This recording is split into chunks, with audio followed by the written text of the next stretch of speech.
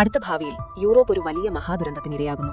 ആകെ തകർന്നടിഞ്ഞ ആ ലോകത്ത് കുറച്ച് മനുഷ്യർ മാത്രമാണ് ഇപ്പോൾ അവശേഷിക്കുന്നത്. മനുഷ്യരെ കൊണ്ട് തന്നെ അവരുടെ ജീവനൊടുക്കാൻ പ്രേരിപ്പിക്കുന്ന ഭൂമിയിൽ ആകെ പടർന്നു പിടിച്ച ഒരു അദൃശ്യ ശക്തിയാണ് ഈ ദുരന്തത്തിന് കാരണം. ബാഴ്സലോണയിലെ ഒരു സ്കേറ്റിംഗ് റിംഗിൽ സെബാസ്റ്റ്യനും അവന്റെ മകൾ അന്നയും അഭയം തേടുകയും ഒന്നിച്ച് കുറച്ച് സമയം ചിലവഴിക്കുകയും ചെയ്യുന്നു. എന്നാൽ പെട്ടെന്ന് തന്നെ അവർ ഒരു ശബ്ദം കേൾക്കുകയും അവിടെ നിന്ന് രക്ഷപ്പെടാൻ ശ്രമിക്കുകയും ചെയ്തു. ഓടുന്നതിനിടയിൽ കോറിഡോറിലെ ഒരു തിരിവിൽ വെച്ച് ഒരു കൂട്ടം കൊള്ളക്കാർ സെബാസ്റ്റ്യനെ ആക്രമിച്ച് നിലത്തിടുന്നു. അവർ സെബാസ്റ്റ്യനെ ക്രൂരമായി മർദ്ദിക്കുകയും അവന്റെ കൈവശമുണ്ടായിരുന്ന ഭക്ഷണ സാധനങ്ങളെല്ലാം തട്ടിയെടുത്ത് കടന്നു കളയുകയും ചെയ്തു. ആക്രമണത്തിന് ശേഷം നിലത്തുനിന്നും വീണ് കിട്ടിയ ഒരു പൊട്ടിയ കുപ്പിയെടുത്ത് സെബാസ്റ്റ്യൻ സ്വയം പ്രതിരോധിക്കാൻ നോക്കുന്നുണ്ട്. എന്നാൽ മകൾ അന്ന അവനെ അതിൽ നിന്നും തടയുന്നു. പിന്നീട് ഇരുവരും കണ്ണുകൾ മൂടിക്കെട്ടി ആ കെട്ടിടത്തിന് പുറത്തേക്ക് വരുന്നു. തെരുവുകളെല്ലാം തകർന്നടിഞ്ഞും ശവങ്ങൾ നിറഞ്ഞും കിടക്കുകയാണ്. കുറച്ചു ദൂരം മുന്നോട്ട് നടന്നപ്പോൾ അവർ അതിജീവിച്ചവരുടെ ഒരു കൂട്ടത്തെ കാണുന്നു. അവരോട് സഹായം ചോദിക്കുന്നതിന് മുൻപായി സെബാസ്റ്റ്യൻ അന്നയോട് ഒളിച്ചിരിക്കാൻ പറയുന്നു. അപരിചിതനായ സെബാസ്റ്റ്യൻ തങ്ങൾക്കൊരു ഭീഷണിയാകുമോ എന്ന് ആ ഗ്രൂപ്പിലുള്ളവർ ഭയപ്പെടുന്നു. എന്നാൽ താൻ ഒരു കൺസ്ട്രക്ഷൻ എഞ്ചിനീയർ ആണെന്നും വെളിച്ചവും ചൂടും തരാൻ സാധിക്കുന്ന ജനറേറ്ററുകൾ എവിടെയുണ്ടെന്ന് തനിക്കറിയാമെന്നും സെബാസ്റ്റ്യൻ അവരെ വിശ്വസിപ്പിക്കുന്നു. ഇതോടെ അവർ സെബാസ്റ്റ്യനെ തങ്ങളുടെ കൂട്ടത്തിൽ കൂട്ടാൻ സമ്മതിക്കുന്നു. അവർ സെബാസ്റ്റ്യനെ മറ്റ് അതിജീവിതർ ഒളിച്ചിരിക്കുന്ന ഒരു ബസ് സ്റ്റേഷനിലേക്ക് കൂട്ടിക്കൊണ്ടുപോകുന്നു. അവിടെ വെച്ച് സെബാസ്റ്റ്യൻ അവന്റെ പരിക്കുകൾ വെച്ചുകെട്ടാൻ സഹായിക്കുന്ന ലിലിയാന എന്ന ഡോക്ടറെ പരിചയപ്പെടുന്നു. പിന്നീട് രാത്രി ഭക്ഷണ സമയത്ത്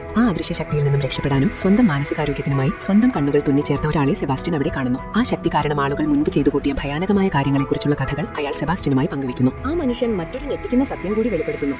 ഭൂമിയിലുള്ള ഭൂരിഭാഗം ആളുകളും ഈ അദൃശ്യ ശക്തിയെ ഭയപ്പെടുമ്പോൾ ചിലരെ മാത്രം ഇത് ബാധിക്കുന്നില്ല. കണ്ണുകൾ മൂടാതെ തന്നെ നഗരത്തിലൂടെ സുരക്ഷിതമായി നടക്കാൻ കഴിയുന്ന ഈ ആളുകളെ സീറുകൾ എന്നാണ് വിളിക്കുന്നത്. എന്നാൽ ഈ ശക്തിയെ പ്രതിരോധിക്കാൻ കഴിയാത്ത മറ്റുള്ളവരെ കണ്ടെത്തുകയും അവരുടെ കണ്ണുകൾ ബലമായി തുറപ്പിച്ച് അവരെ കൊണ്ട് തന്നെ ജീവനൊടുക്കുകയും ചെയ്യുക എന്നതാണ് ഈ സീറുകളുടെ ലക്ഷ്യം. അത്താഴത്തിന് ശേഷം ബസ് സ്റ്റേഷനിലുള്ള എല്ലാവരും ബസ്സിനുള്ളിൽ ഉറങ്ങാൻ കിടക്കുന്നു. സെബാസ്റ്റ്യൻ ഇതൊരു അവസരമായി കാണുകയായിരുന്നു. അവൻ രഹസ്യമായി അവിടുത്തെ ഓഫീസിൽ കയറി ബസിന്റെ താക്കോൽ മോഷ്ടിക്കുന്നു. തുടർന്ന് ബസ് സ്റ്റാർട്ട് ചെയ്യാനായി അവൻ ഓരോ താക്കോലുകളായി പരീക്ഷിക്കാൻ തുടങ്ങി. ശബ്ദം കേട്ട് ലിലിയാന ഉണരുകയും സെബാസ്റ്റ്യനെ തടയാൻ ശ്രമിക്കുകയും ചെയ്യുന്നു. എന്നാൽ ഡ്രൈവിംഗ് സീറ്റിന്റെ വാതിൽ അകത്ത് നിന്ന് പൂട്ടിയിട്ട സെബാസ്റ്റ്യൻ താൻ എല്ലാവരെയും ഈ നരകത്തിൽ നിന്നും സ്വതന്ത്രമാക്കാൻ പോവുകയാണെന്നാണ് അവളോട് പറയുന്നത്. ഒടുവിൽ ശരിയായ താക്കോൽ കണ്ടെത്തിയ സെബാസ്റ്റ്യൻ ബസ് സ്റ്റാർട്ട് ചെയ്യുകയും വളരെ പരുക്കൻ രീതിയിൽ ബസ് സ്റ്റേഷൻ അകത്ത് തന്നെ വണ്ടി ഓടിക്കാൻ തുടങ്ങുകയും ചെയ്യുന്നു. വണ്ടിയുടെ ഭയങ്കരമായ ശബ്ദം കേട്ട് ബസ്സിലുള്ളവരെല്ലാം ഞെട്ടിയുണർന്നു. ഭയന്നുപോയ മറ്റതിജീവിതർ വാതിൽ തകർത്ത് അകത്ത് കയറി സെബാസ്റ്റ്യനെ ആക്രമിക്കാൻ തുടങ്ങി. എന്നാൽ ഇത് അവനെ കൂടുതൽ പ്രകോപിപ്പിച്ചു. അവൻ വണ്ടിയുടെ വേഗത കൂട്ടി ബസ് സ്റ്റേഷന്റെ മുൻവാതിൽ തന്നെ തകർത്ത് പുറത്തേക്ക് പാഞ്ഞു. ഒടുവിൽ നിയന്ത്രണം വിട്ട ബസ് ഒരു വലിയ അപകടത്തിൽ ചെന്നവസാനിച്ചു. ക്രാഷായി മറിഞ്ഞു. അപകടത്തിന് ശേഷം സെബാസ്റ്റ്യൻ പുറത്തേക്ക് വരുന്നതിന് മുൻപ് തന്നെ ആ അദൃശ്യ ശക്തി അവിടെ പ്രത്യക്ഷപ്പെടുന്നു. അത് വളരെ മനോഹരമാണെന്ന് അവൻ സ്വയം പറയുന്നുണ്ട്. അവിടുത്തെ ആദ്യത്തെ ആളെ ആ ശക്തി ആവാഹിക്കുന്നു. ആ ശക്തിയെ നോക്കി നിൽക്കെ അയാൾക്ക് തന്റെ നിയന്ത്രണം നഷ്ടപ്പെടുകയും അയാൾ മരണപ്പെടുകയും ചെയ്യുന്നു. ആ സമയത്ത് അയാളുടെ ശരീരത്തിൽ നിന്നും ഒരു പ്രകാശം പുറത്തേക്ക് പോകുന്നത് സെബാസ്റ്റ്യന് കാണാൻ സാധിച്ചു. ലിലിയാനയും മറ്റുള്ളവരും കണ്ണുകൾ മൂടിക്കെട്ടിയാണ് ബസ്സിൽ നിന്നും പുറത്തേക്ക് വരുന്നത്. എന്നാൽ സെബാസ്റ്റ്യൻ ക്രൂരമായ രീതിയിൽ അവരുടെ കണ്ണുകളിലെ കെട്ടുകൾ ബലമായി അഴിച്ചു മാറ്റാൻ ശ്രമിക്കുന്നു. വളരെ ദാരുണമായ രീതിയിൽ സെബാസ്റ്റ്യൻ ഒഴികെയുള്ള ബാക്കി അതിജീവിതരെല്ലാം ആ ശക്തിയെ കാണാനിടയാവുകയും സ്വയം ജീവനൊടുക്കുകയും ചെയ്യുന്നു. മരണപ്പെട്ടവരുടെ ശരീരത്തിൽ നിന്നും അതിശക്തമായ വെളിച്ചം വരുന്നത് നോക്കി സെബാസ്റ്റ്യൻ അവിടെ തന്നെ ഇരിക്കുകയാണ്. ആ സമയം മകൾ അന്ന അവന്റെ അരികിലേക്ക് തിരികെ വരുന്നു. അവൾ അപ്പന്റെ കൈകളിൽ പിടിച്ചുകൊണ്ട് പറയുന്നു, അപ്പൻ ചെയ്തത് വളരെ നല്ല കാര്യമാണ്. അപ്പനാണ് അവരെ എല്ലാം ആ ദുരിതത്തിൽ നിന്നും രക്ഷിച്ചത്, സേവ് ചെയ്തത്. ഇവിടെ വെച്ചാണ് കഥ 9 മാസം പുറകോട്ട് പോകുന്നത്. ബാഴ്സലോണ നഗരത്തിൽ എല്ലാവരെയും ഒരുപോലെ ബാധിച്ച ആ ഭയാനകമായ ആക്രമണം എങ്ങനെയാണ് തുടങ്ങിയതെന്ന് അപ്പോൾ ആർക്കും അറിയില്ലായിരുന്നു. സെബാസ്റ്റ്യൻ ഓഫീസിൽ ജോലി ചെയ്തുകൊണ്ടിരുന്ന സമയത്താണ് അവനൊരു ഫോൺ കോൾ വരുന്നത്. യാതൊരു മുന്നറിയിപ്പുമില്ലാതെ ഓഫീസിലെ ആളുകളെല്ലാം പെട്ടെന്ന് വിചിത്രമായി പെരുമാറാനും സ്വയം ജീവനൊടുക്കാനും തുടങ്ങി. ഭയന്നുപോയ അവന്റെ ഭാര്യ മകൾ അന്നയെ സ്കൂളിൽ ചെന്ന് കൂട്ടിക്കൊണ്ടുവരാൻ അവനെ ഫോണിൽ വിളിച്ച് ആവശ്യപ്പെടുകയായിരുന്നു. സെബാസ്റ്റ്യൻ ഉടനെ തന്നെ റോഡിലേക്ക് ഓടിയിറങ്ങി.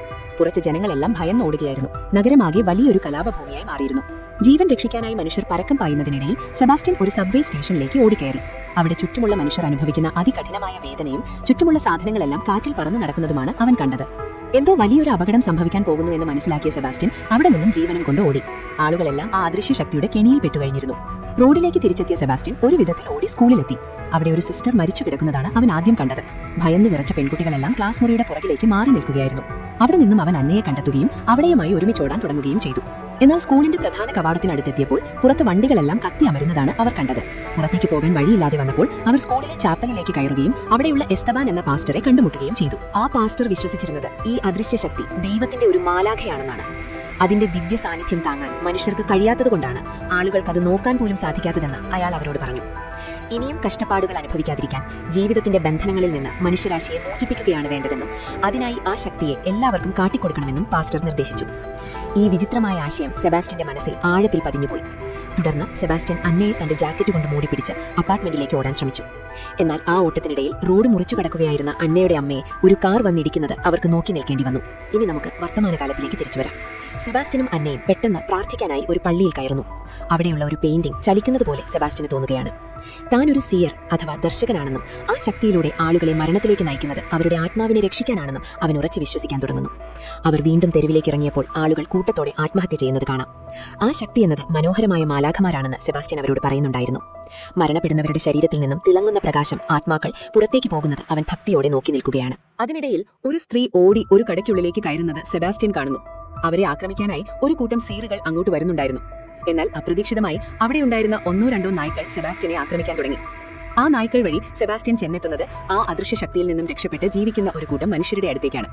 റാഫ എന്നയാളുടെ നേതൃത്വത്തിലുള്ള ആ സംഘത്തിൽ ഒക്ടാവിയോ, റോബർട്ടോ, ഇസബെൽ, ക്ലെയർ എന്നിവരും സോഫിയ എന്ന കൊച്ചു ജർമ്മൻ പെൺകുട്ടിയും ഉണ്ടായിരുന്നു. സോഫിയയെ കണ്ടപ്പോൾ സെബാസ്റ്റ്യന് തന്റെ മകൾ അന്നയെയാണ് ഓർമ്മ വന്നത്. ആ സംഘത്തിൽ ചേരാൻ സെബാസ്റ്റ്യൻ അവരോട് അനുവാദം ചോദിക്കുന്നു. തുടക്കത്തിൽ റാഫയ്ക്ക് അവനെ ഒട്ടും വിശ്വാസമില്ലായിരുന്നു. എന്നാൽ തനിക്ക് ജനറേറ്ററുകൾ ഇരിക്കുന്ന സ്ഥലം അറിയാമെന്ന കള്ളക്കഥ സെബാസ്റ്റ്യൻ വീണ്ടും ആവർത്തിച്ചപ്പോൾ അവരവനെ വിശ്വസിച്ച് തങ്ങളുടെ കൂട്ടത്തിൽ കൂട്ടി. അവർ താമസിക്കുന്ന പുറം ലോകത്ത് നിന്നും മറയ്ക്കപ്പെട്ട ആ സുരക്ഷിത സ്ഥാനത്തേക്ക് സെബാസ്റ്റ്യൻ അവരോടൊപ്പം തിരിച്ചു. അതൊരു പഴയ യുദ്ധവിരുദ്ധ ബങ്കറായിരുന്നു.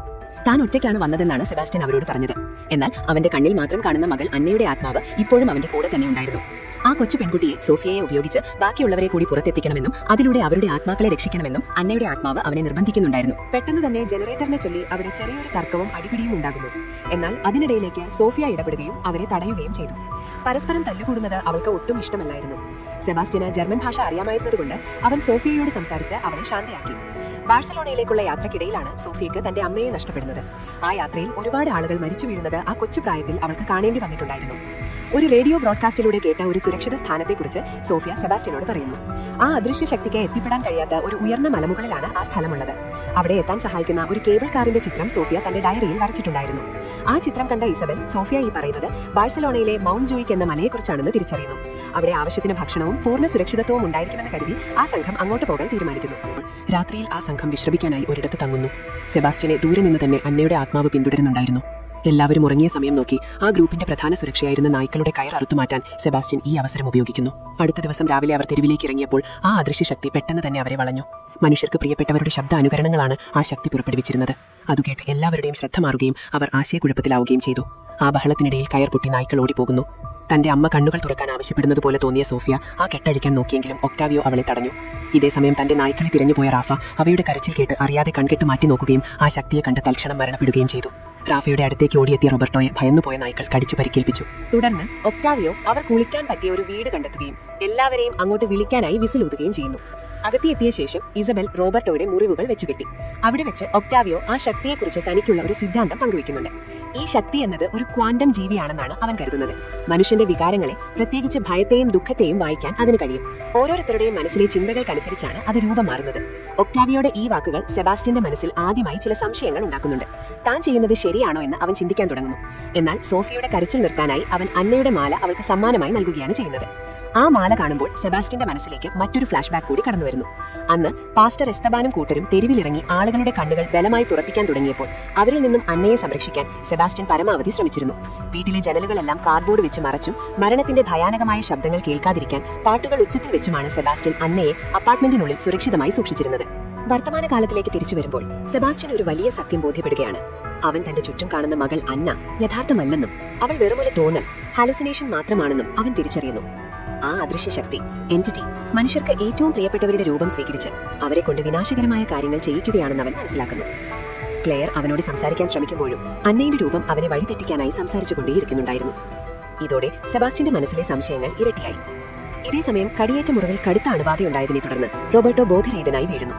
അവൻ ആവശ്യമായ മരുന്നുകൾ കണ്ടെത്താനായി ഒക്ടാവിയോയും സെബാസ്റ്റ്യനും ക്ലെയറും ചേർന്ന് ആ കെട്ടിടത്തിൽ തിരച്ചിൽ ആരംഭിച്ചു. തിരച്ചിലിനിടയിൽ ജനൽ തുറന്നിട്ടിരിക്കുന്ന ഒരു മുറിയിൽ സെബാസ്റ്റ്യൻ വീണ്ടും അന്നയുടെ രൂപം കാണുകയാണ്. അവൻ ഒക്ടാവിയോയോട് അങ്ങോട്ട് വരാൻ ആവശ്യപ്പെടുകയും അവിടെയുള്ള ജനൽ അടച്ചിട്ടിരിക്കുകയാണെന്ന് കള്ളം പറയുകയും ചെയ്യുന്നു. സെബാസ്റ്റ്യനെ വിശ്വസിച്ച് ഒക്ടാവിയോ കണ്ണുകൾ തുറക്കുകയും അവിടെ ഉണ്ടായിരുന്ന ആ അദൃശ്യ ശക്തിയെ കണ്ട് നിയന്ത്രണം നഷ്ടപ്പെട്ട് ജനലിലൂടെ താഴേക്ക് ചാടി ആത്മഹത്യ ചെയ്യുകയും ചെയ്യുന്നു. എന്നാൽ ഈ തവണ ഒക്ടാവിയോ മരിച്ചപ്പോൾ അവന്റെ ശരീരത്തിൽ നിന്ന് മുൻപ് കണ്ടതുപോലെയുള്ള ആ പ്രകാശം പുറത്തേക്ക് പോകുന്നത് സെബാസ്റ്റ്യന് കാണാൻ കഴിഞ്ഞില്ല. താൻ ഇത്രയും നാൾ ചെയ്തത് ആത്മാക്കളെ രക്ഷിക്കലല്ല, മറിച്ച് വലിയൊരു പാപമാണെന്ന് അവൻ പൂർണ്ണമായും തിരിച്ചറിയുന്നത് ഈ നിമിഷത്തിലാണ്. തുടർന്ന് ക്ലെയറിന്റെ കൺകെട്ടഴിച്ചു മാറ്റാൻ അന്നയുടെ രൂപം സെബാസ്റ്റ്യനോട് ആവശ്യപ്പെടുന്നുണ്ട്. സെബാസ്റ്റ്യന്റെ മനസ്സിലാകെ ചിന്തകൾ മാറിമറിയുന്ന ആ സമയത്ത് ഭാഗ്യവശാൽ ക്ലെയർ അവനെ അവിടെ നിന്നും വലിച്ചു പുറത്തേക്ക് മാറ്റിയതുകൊണ്ട് വലിയൊരു ദുരന്തം ഒഴിവായി. അവർ തിരികെ റോബർട്ടോയുടെയും ഇസബെലിന്റെയും അടുത്തേക്ക് എത്തുമ്പോഴേക്കും റോബർട്ടോ മരണപ്പെട്ടിരുന്നു. മകൾ അന്നയുടെ വാക്ക് കേൾക്കണോ അതോ നിരപരാധിയായ സോഫിയയെയും ക്ലെയറിനെയും രക്ഷിക്കണോ എന്ന കാര്യത്തിൽ സെബാസ്റ്റ്യൻ ഒടുവിൽ ഒരു അന്തിമ തീരുമാനത്തിലെത്തുന്നു. അവശേഷിക്കുന്ന അംഗങ്ങളായ സെബാസ്റ്റ്യനും ക്ലെയറും സോഫിയയും ഇസബലും മൊഞ്ചുയിക് മല ലക്ഷ്യമാക്കി നഗരത്തിലൂടെ വീണ്ടും യാത്ര തുടരുന്നു. പോകുന്ന വഴിയിലൊടുവീളം പാസ്റ്റർ എസ്തബാന്റെ ആളുകൾ ചെയ്തു കൂട്ടിയ ക്രൂരതകളുടെ അടയാളങ്ങളും മൃതദേഹങ്ങളും സെബാസ്റ്റ്യൻ ശ്രദ്ധിക്കുന്നുണ്ട്. പെട്ടെന്ന് ഒരു സൈക്കിളിൽ വന്ന ഒരു സീയർ അവരുടെ വഴി തടഞ്ഞു. അവർ ഓടി രക്ഷപ്പെടാൻ ശ്രമിച്ചെങ്കിലും ആ ദർശകൻ ഇസബലിനെ പിടികൂടുന്നു. ആ സീറുകളുടെ കൈകളിൽ അകപ്പെട്ട് ക്രൂരമായി മരിക്കുന്നതിനേക്കാൾ നല്ലത് ഒരുമിച്ച് ജീവനെടുക്കുന്നതാണെന്ന് തിരിച്ചറിഞ്ഞ ഇസബൽ തന്റെ മരിച്ചുപോയ ഭർത്താവ് റോബർട്ടോയെ ഓർത്ത് കൺകെട്ടുകൾ അഴിച്ചുമാറ്റി ആ ശക്തിയെ നോക്കി മരണത്തിന് കീഴടങ്ങുന്നു. ആ അദൃശ്യശക്തി തങ്ങളുടെ അടുത്തേക്ക് വരുന്നത് ശ്രദ്ധയിൽപ്പെട്ട സെബാസ്റ്റ്യൻ പെട്ടെന്ന് തന്നെ ക്ലെയറിനെയും സോഫിയയെയും ഒരു കെട്ടിടത്തിനുള്ളിലേക്ക് വലിച്ചു കയറ്റി രക്ഷിക്കുന്നു. എന്നാൽ അവിടെ വെച്ച് ക്ലെയർ ഒരു കാര്യം ശ്രദ്ധിക്കുകയാണ്. സെബാസ്റ്റ്യൻ കണ്ണുകൾ മൂടാതെ തന്നെയാണ് നടക്കുന്നത്. തങ്ങളെ ഇത്രയും നാൾ വഴി നടത്തിയ സെബാസ്റ്റ്യൻ ഒരു സീയർ ആണെന്നും അവൻ കാരണം മറ്റുള്ളവർക്ക് ജീവൻ നഷ്ടപ്പെട്ടിട്ടുണ്ടെന്നും ക്ലെയർ ഞെട്ടലോടെ തിരിച്ചറിയുന്നു. ഭയന്നുപോയ അവൾ ഉടൻ തന്നെ സോഫിയയെയും കൂട്ടി അവിടെ നിന്ന് ഓടി രക്ഷപ്പെടാൻ ശ്രമിച്ചു. അവരെ വെറുതെ വിടരുതെന്നും കുന്നുകളയണമെന്നും അന്നയുടെ രൂപം സെബാസ്റ്റ്യനെ നിരന്തരം പ്രേരിപ്പിച്ചുകൊണ്ടിരുന്നു. അതോടെ സെബാസ്റ്റ്യൻ അവരെ പിന്തുടർന്ന് ഓടാൻ തുടങ്ങി. ക്ലെയറും സോഫിയയും ആ കെട്ടിടത്തിന്റെ മുകളിലേക്ക് ഓടിക്കയറി മേൽക്കൂരയിലെത്തിയെങ്കിലും സെബാസ്റ്റ്യൻ അവരെ അവിടെ വെച്ച് വളയുന്നു. അവൻ ക്ലെയറിനെ തള്ളിമാറ്റിയ ശേഷം സോഫിയയുടെ കൺകെട്ടിലേക്ക് കൈനീട്ടി. എന്നാൽ ആ കെട്ടഴിക്കുന്നതിന് തൊട്ടുമുമ്പ് സെബാസ്റ്റ്യൻ തന്റെ മുന്നിൽ നിൽക്കുന്ന അന്നയുടെ രൂപത്തെ ഒന്നുകൂടി നോക്കി. ആ സമയം അന്നയുടെ ശരീരത്തിൽ നിന്നും രക്തമൊഴുകുന്നത് അവൻ ശ്രദ്ധിക്കുകയാണ്. അത് അവന്റെ മനസ്സിൽ കടുത്ത കുറ്റബോധമുണ്ടാക്കി. അവൻ പെട്ടെന്ന് തന്റെ തെറ്റ് തിരിച്ചറിയുകയും സോഫിയയെ കെട്ടിപ്പിടിച്ച് കരയുകയും ചെയ്തു. ആ നിമിഷം സെബാസ്റ്റ്യന്റെ മനസ്സിലേക്ക് കഥയിലെ ഏറ്റവും ക്രൂരമായ ആ പഴയ ഫ്ലാഷ് ബാക്ക് കടന്നുവരികയാണ്. മാസങ്ങൾക്ക് മുൻപ് സെബാസ്റ്റ്യനും അന്നയും കൂടി അവളുടെ ജന്മദിനം ആഘോഷിച്ചുകൊണ്ടിരുന്ന സമയത്താണ് പാസ്റ്റർ എസ്തബാനും കൂട്ടരും അങ്ങോട്ട് അതിക്രമിച്ചു കയറി സെബാസ്റ്റ്യനെ അടിച്ചു വീഴ്ത്തുന്നത്. സെബാസ്റ്റ്യൻ ബോധം തെളിഞ്ഞു ഉണരുമ്പോൾ അവർ അന്നയെ ആ കെട്ടിടത്തിന്റെ മേൽക്കൂരയിലേക്ക് കൊണ്ടുപോയിരുന്നു. എസ്തബാനും അവന്റെ അനുയായികളും ചേർന്ന് അന്നയെ ബലമായി കണ്ണുകൾ തുറപ്പിക്കുകയും ആ ശക്തിയെ കണ്ട് അന്ന താഴേക്ക് ചാടി ആത്മഹത്യ ചെയ്യുകയും ചെയ്തു. സ്വന്തം മകൾ കണ്ണുമുന്നിൽ മരിച്ചു വീഴുന്നത് സെബാസ്റ്റ്യന് നോക്കി നിൽക്കേണ്ടി വന്നു. മകളുടെ മരണത്തിന് തൊട്ടു പിന്നാലെയാണ് അന്നയുടെ രൂപത്തിൽ ആ അദൃശ്യശക്തി സെബാസ്റ്റ്യന്റെ മുന്നിൽ പ്രത്യക്ഷപ്പെടുന്നത്. കൂടുതൽ ആളുകളെ മരണത്തിലേക്ക് നയിച്ച് സ്വതന്ത്രരാക്കാൻ അത് അവനെ പ്രേരിപ്പിക്കുകയായിരുന്നു. ആ ശക്തിക്ക് കൂടുതൽ ഇരകളെ എത്തിച്ചു കൊടുക്കാൻ വേണ്ടിയാണ് സീറുകളെ അത് ജീവനോടെ നിലനിർത്തുന്നതെന്നും അവനിപ്പോൾ മനസ്സിലാക്കുന്നു. വീണ്ടും വർത്തമാനകാലത്തിലേക്ക് വരുമ്പോൾ സെബാസ്റ്റ്യൻ പൂർണ്ണമായും ആ ശക്തിയുടെ മായക്കാഴ്ചകളിൽ നിന്നും പുറത്തുവരുന്നു. അവൻ ക്ലെയറിനെ വീണുപോകുന്നതിൽ നിന്നും രക്ഷിക്കുകയും അവരുടെ വിശ്വാസം തിരിച്ചെടുക്കാൻ ശ്രമിക്കുകയും ചെയ്യുന്നു. തന്റെ മകൾ അന്നയ്ക്ക് സംഭവിച്ച ദുരന്തത്തെക്കുറിച്ചും തനിക്ക് പറ്റിയ തെറ്റുകളെക്കുറിച്ചും അവൻ ക്ലെയറിനോട് തുറന്നു പറഞ്ഞു. താനിപ്പോൾ ആ മായവലയത്തിൽ നിന്നും പൂർണ്ണമായി പുറത്തു കടന്നുവെന്നും ഇനി താൻ അവരെ ജീവൻ കൊടുത്തും സംരക്ഷിക്കുമെന്നും അവൻ സത്യം ചെയ്യുന്നു.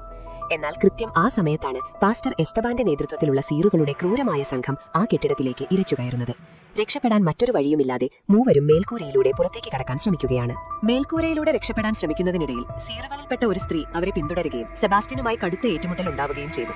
സെബാസ്റ്റ്യനെ എങ്ങനെയെങ്കിലും വീഴ്ത്താനാണ് അവൾ ശ്രമിച്ചത്. എന്നാൽ ശക്തമായി പ്രതിരോധിച്ച സെബാസ്റ്റ്യൻ അവളെ ദൂരേക്ക് തള്ളിമാറ്റി.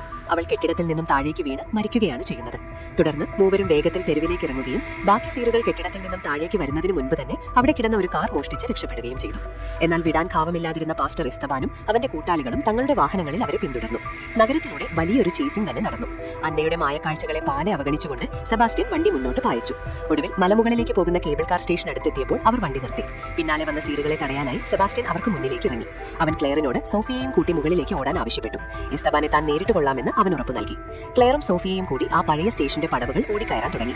എന്നാൽ തകർന്നു കിടന്ന പടികളിൽ ഒന്നിൽ തട്ടി സോഫിയ താഴേക്ക് വീഴാൻ പോയി.